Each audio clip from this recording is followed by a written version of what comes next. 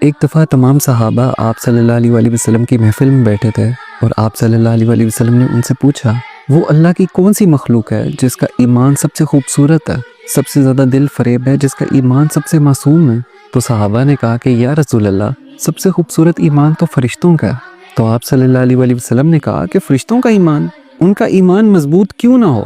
وہ روز اللہ تعالیٰ کے احکامات سنتے ہیں، اللہ تعالیٰ کی بنائی ہوئی جنت کو دیکھتے ہیں، دوزخ کو دیکھتے ہیں، ان کا ایمان کیوں نہ مضبوط ہو؟ تو صحابہ نے کہا کہ آپ صلی اللہ علیہ وسلم، پھر تو آپ کا اور تمام نبیوں کا ایمان خوبصورت ہوگا، معصوم ہوگا۔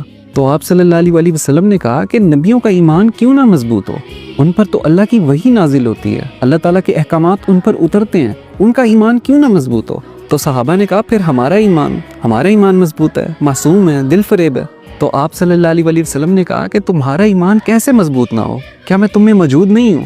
کیا تم مجھے دیکھتے نہیں ہو؟ جب میں تم میں موجود ہوں تو تمہارا ایمان کیسے مضبوط نہ ہو؟ پھر آپ صلی اللہ علیہ وسلم نے بتایا کہ سب سے مضبوط اور سب سے دل فریب ایمان ان لوگوں کا ہے جنہوں نے مجھے نہیں دیکھا، جنہوں نے اللہ کے احکامات کو مجھ پہ اترتے ہوئے نہیں دیکھا، لیکن پھر بھی جب ان کے سامنے کوئی اللہ کی آیتیں پڑھتا ہے تو ان کے دل ڈر جاتے ہیں، اللہ کے خوف سے وہ ڈر جاتے ہیں۔ اور آپ صلی اللہ علیہ وسلم نے ساتھ ہی فرمایا کہ اگر تم صحابہ 10 میں سے 9 چیزوں کو مضبوطی سے تھام کے رکھو اور کسی ایک چیز کو چھوڑ دو تو تمہارے لیے آخرت کا حساب بہت مشکل ہو جائے گا، بہت سخت ہو جائے گا۔ لیکن اگر میری آنے والی امت 10 میں سے 9 چیزوں کو چھوڑ دے اور کسی ایک چیز کو مضبوطی سے تھام کے رکھے تو اس کے لیے حساب کتاب آسان ہو جائے گا، اس کی آخرت آسان